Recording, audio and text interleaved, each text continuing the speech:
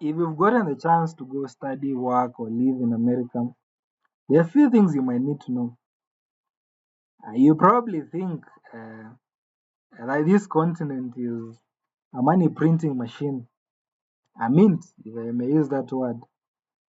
People have so much money, they probably throw the excess through their windows onto the streets, or they park their cars full with cash.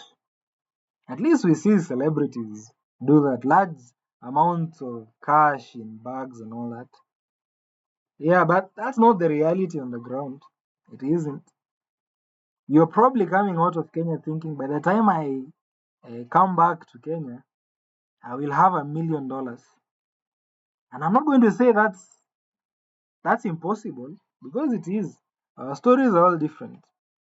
But if you're to follow the statistics, and the statistics of the majority to be specific, this narrative that you're going to come back with $1 million is really not true. The likelihood of you doing that is very low. And I would like to admit this. There is more money. Yeah, that's a fact. You're definitely going to get paid more than you get paid here. Maybe 4 or 5 times higher. Sometimes 10, 12 times higher. There is more money. But you also have to be careful about something. The cost of living is just as high as the salary you're going to be getting paid. Take housing, for example. If you're living in the outskirts of Nairobi, maybe Githurai or Kahawa, you can get a bed sitter for 10,000 to 15,000 shillings. I've lived in, I think it was Kahawa Sukari for a couple months.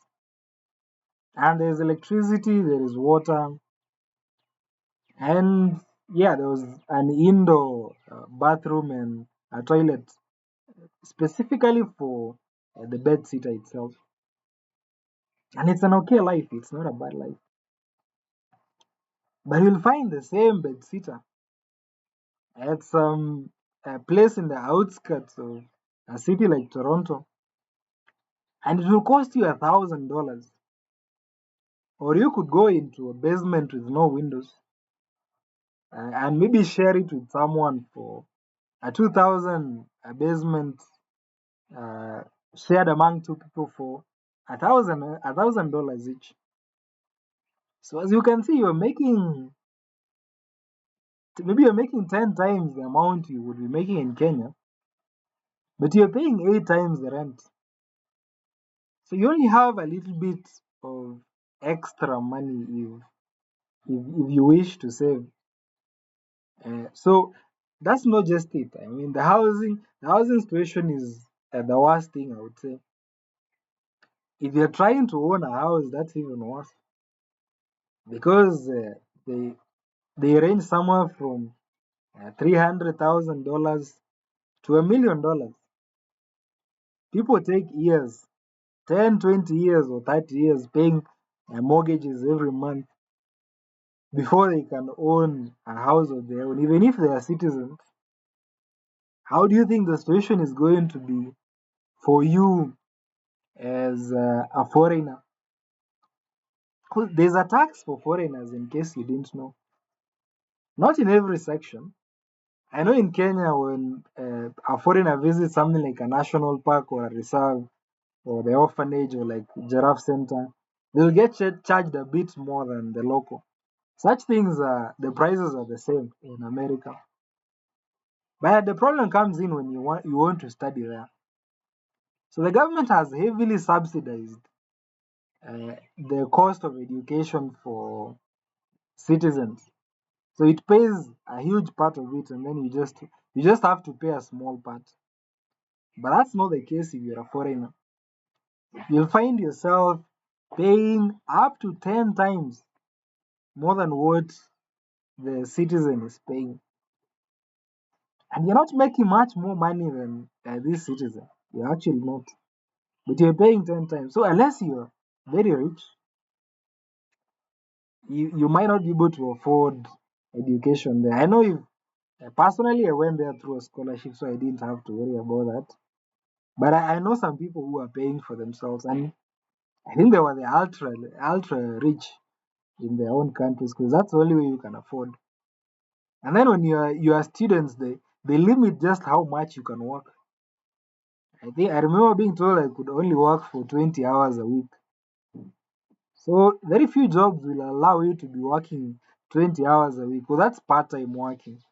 Most want someone who is available most of the time. I remember losing a job because I needed to leave that job at 3, and the owner of the business I was working in wanted me to stay there until 5.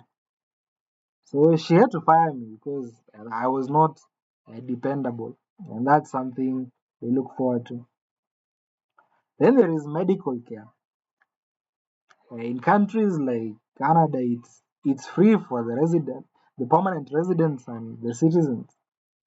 But if you're just a visitor there, and maybe you're in school or you just have a work permit, then you'll have to pay for the medical care yourself. I mean, the easiest option is to get private insurance, which is expensive, but it's worse if you get sick and you don't have insurance at all because the cost is high. I remember getting a bill of I think $3,000 at that time for, after just walking in the hospital for like 6 hours. Like I didn't go to get a bed or lay in there for a couple of days or anything. The cost was extremely high, and you could be charged as much as $1,000 for a flu. You went there with a flu.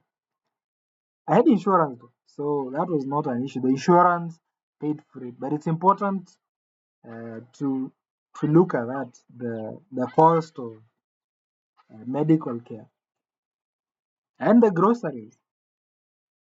If you're planning to eat out, that's going to be expensive.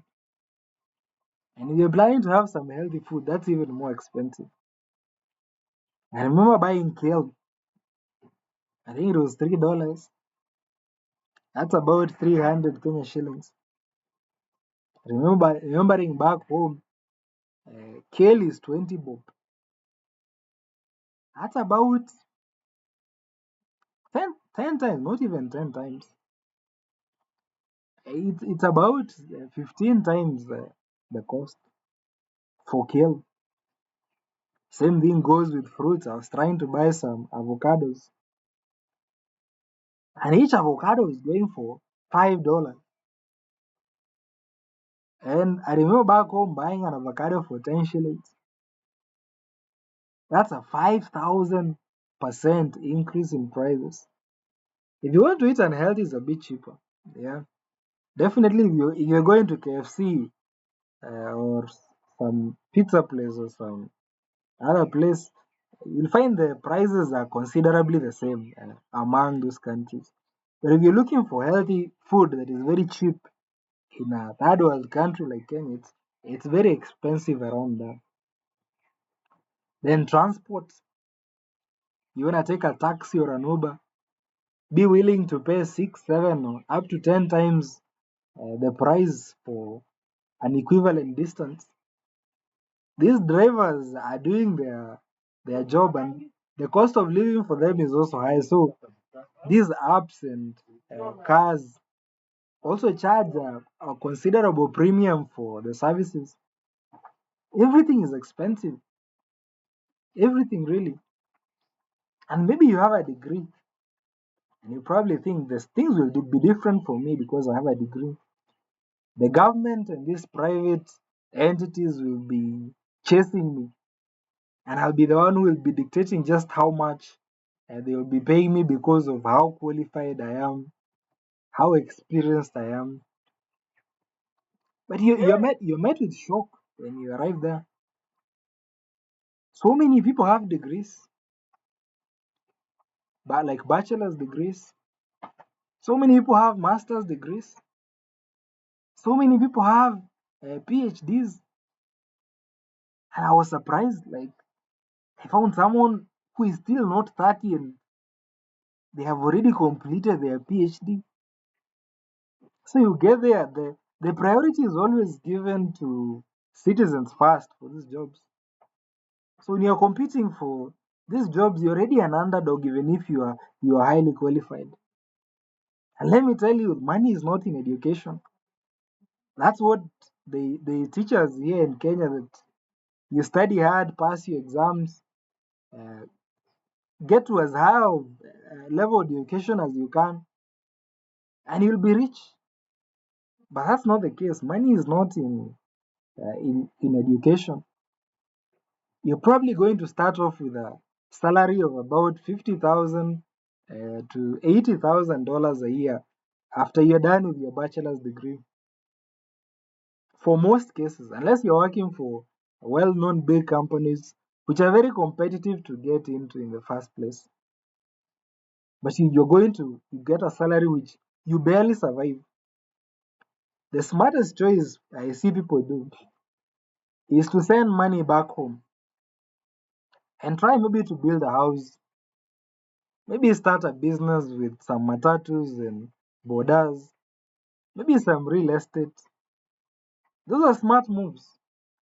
But even that progress is slow because you'll find yourself spending most of the money that you get because it's little. And don't be amazed, even with your degree, having to do general labor jobs because you might find that the entry level salary is just too low. So you'll find yourself in working in factories where you just move stuff from one end to the other. I found myself in construction trying to uh, lay down the rebars and concrete and trying to break through concrete using this machine that I had no experience using. And you find yourself doing cleaning in people's homes, in restaurants, Airbnbs, and those pay quite well, I guess. And if you're a daredevil, you do something like window cleaning for skyscrapers. I looked at the job and I'm like, I would never do this job in 1,000 years. But if you want to make a decent income and save money, you may have to do that. Maybe take up two or three different jobs. In addition to your job that requires a PhD, which you're probably getting paid $100,000 a year and it's occupying most of your time. The other lucrative jobs were delivering food, maybe doing Uber driver, being an Uber driver, and you could start your own business. I feel that that's the best way to get money. Business is where the money is for most people. Those people who contract window cleaners, those who contract people to work in factories. I was also working at a place where I was restocking the shelves in a cosmetic shop. So the owner of the shop was making more money. You can start a thrift store. You can start a moving company where you help people move from one place to another. But the problem with this business is that people are loyal to the people who they work with. So it will take time before you find a niche or a customer base that is loyal to you. And maybe after that, you can start making some money. But there are limits to running a business where you're there on a work visa or a student visa. You probably need to have some permanent residence uh, or if not permanent residence, citizenship. And yeah, things can get a bit things can get a bit tough, and most of the time, if you're living in the upper class of Kenya, I would advise you to just stay here. It's better off. You're going to make more money here. You're going to live a better life here. You're even going to get more respect here. I have walked with the ambassador on the streets. I know that's not something you can do in Kenya. I've walked with a CEO on the streets. No one cares. You're no one really. And being a minority, maybe you have never felt what it feels like to be a minority. You're going to experience it. And it's horrible. It's saddening. You're going to feel lonely. You don't fit into the culture. Life, life, life can make you feel like you're not living in the best place like advertised. So I'm not discouraging you, just saying there's some things you need to consider before you go. Thank you.